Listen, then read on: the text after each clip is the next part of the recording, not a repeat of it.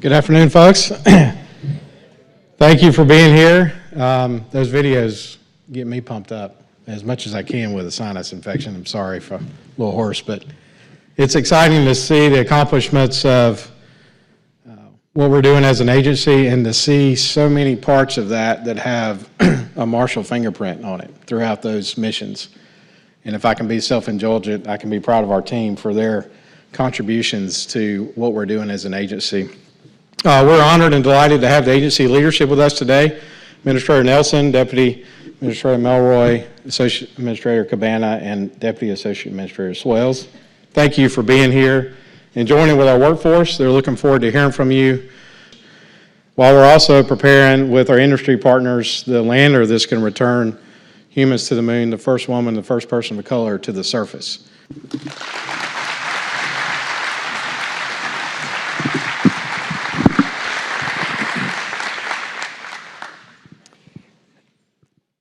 "60 years ago, President Kennedy, he had already gone to Congress in 1961, and he made that astonishing statement.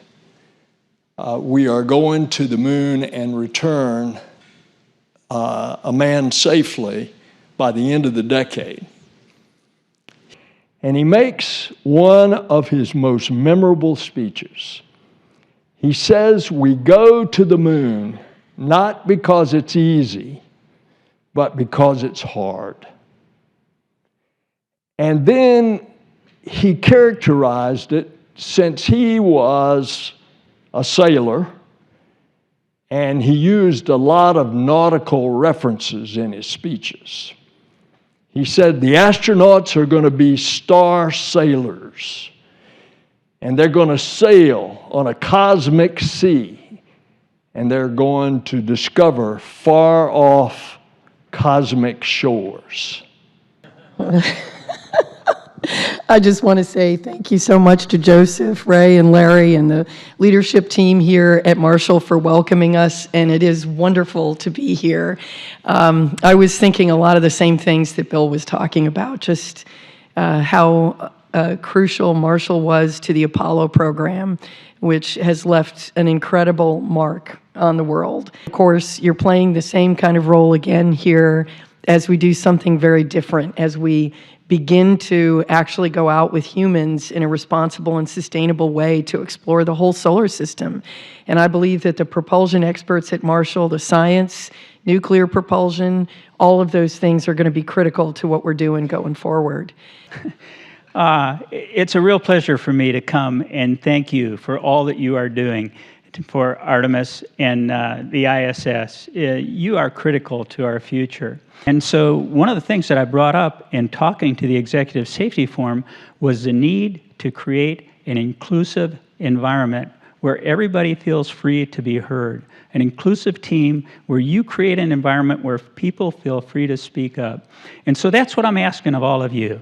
As you attend these meetings, as we push to get Artemis 2, 3, 4, and beyond going, and Marshall plays a critical role in all of that. Yeah, it feels so good to be here in the South. I'm from the South, so every time I come back, I can count on tea, hugs, and seeing some really cool space stuff. So always happy to be here in Huntsville. And as the administrator was talking, I was thinking back to the first time I came here, and then I looked at the show of hands in the room and how many people weren't here during Columbia. And you know, I started right before return to flight. And how do we make sure, as an organization, we're making decisions today to help define that future as we go forward? And I don't know about folks in the room, but I'm really excited that we're going back to the moon. And I'm excited to eventually go to Mars. How many people want to go to Mars? A lot of people want to go to Mars.